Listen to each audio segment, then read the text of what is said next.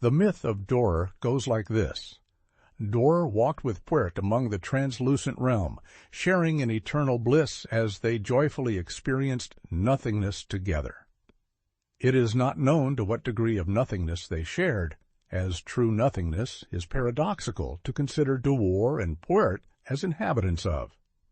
Anyway, Dworr and Pwert were observing the collision of subatomic particles, as they usually did every 2 million years, in our time when the observance of the void became too much. Occasionally, Dworr and Pwert came upon themselves a feeling of longing, and this brought them to the particles of underlying majesty, of which they themselves were in awe. Many 1,000 years' time they hovered upon the void, experiencing the particle shifts and wondering what the states meant. Why did this one sparkle, then die out? Was this particle alive? Did it experience the void similarly to Dworr and Pwert? They both would often wonder both outwardly and inwardly. Although their communication was not of common tongue to any creature of the material realm, they seemed to know both the outward and inward vocalizations of either active ethereal entity, whether it be themselves or the other. They did not question this, however, as it was custom to them. They knew no other existence than the void and the communications they shared.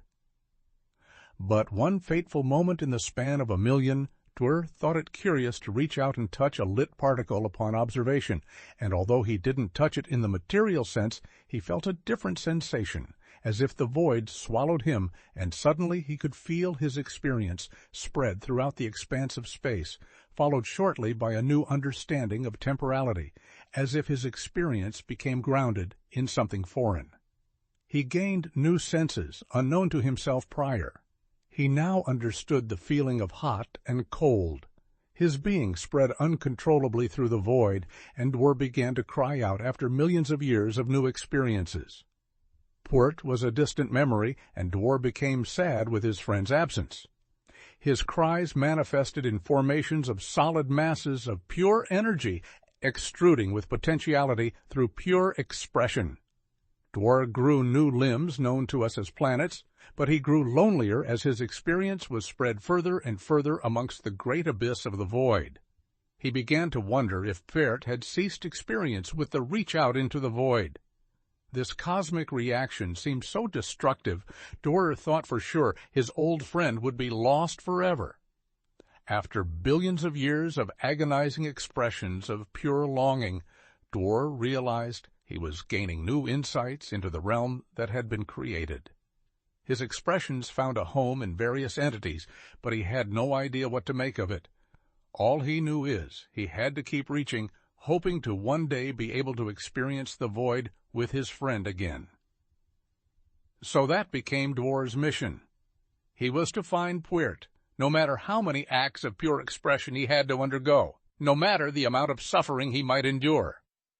Dworr longed for his friend, and he held on to hope that one day their reunion would come with new stories. Things were so much different now. The dancing particles had become forms of expression beyond states of activity and inactivity. The void has given way to physical consciousness, and Dworr was overwhelmed at times by this unification of his former realm of pure experience to this new entanglement of dancing particles. Experience had combined with an unfathomable amount of these tiny particles, forming from Dworr's pure experience of the void.